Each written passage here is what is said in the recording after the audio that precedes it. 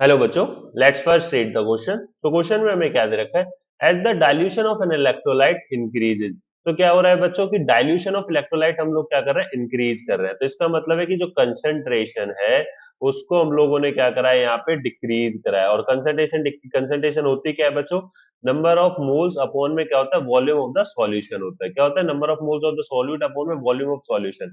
ठीक है बच्चों, तो कंसंट्रेशन डिक्रीज कर रहे हैं तो इसका सीधा सीधा इंपैक्ट क्या करेगा भाई, एन बाई वी की वैल्यू क्या करेगी, डिक्रीज करेगी। तो यहाँ पे क्या दे रखा है, स्पेसिफिक कंडक्टेंस डिक्रीजेस। तो जो स्पेसिफिक कंडक्टेंस होता है ना बच्चों, कापा, तो वो जो हमारा स्पेसिफिक कंडक्टेंस है वो किसके ऊपर डिपेंड करता है, number of ions present per unit volume. किस पे डिपेंड करेगा, number of ions present per unit volume. तो कंसंट्रेशन डिक्रीज होगी भाई वॉल्यूम इंक्रीज करने से। किससे, वॉल्यूम इंक्रीज करने से। ठीक है, डाइल्यूशन हो रहा है तो इसका मतलब सॉल्वेंट ऐड कर रहे हैं उसके अंदर, तो वहां पे क्या होगा, डाइल्यूशन होगा बच्चों। तो कंसंट्रेशन आपकी डिक्रीज करेगी। तो number of ions per unit volume यहाँ पे क्या करते हैं, डिक्रीज करते हैं। तो इसलिए स्पेसिफिक कंडक्टेंस भी क्या करेगा, डिक्रीजेस। तो ये बिल्कुल सही है।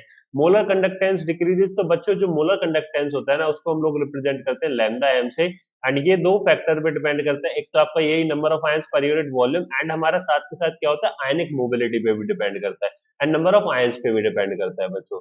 ठीक है, तो number of ions per unit volume तो डिक्रीज कर रहा था, बट आयनिक मोबिलिटी अगर हम बात करें कि भाई एक हमारा इस तरीके से है, दो आयंस इस तरीके से हैं, दोनों इस तरीके से बन रहे हैं आपस में, है ना। अब क्या करें, हमने इस तरीके से जब डाइल्यूशन करा तो इनके बीच की डिस्टेंस इंक्रीज हो गई, तो अब इनकी आयनिक मोबिलिटी क्या करेगी बच्चों, इंक्रीज करेगी। तो मोलर कंडक्टेंस यहाँ पे क्या करता है, इंक्रीज करता है। यहाँ पे डिक्रीज दे रखा है, गलत है।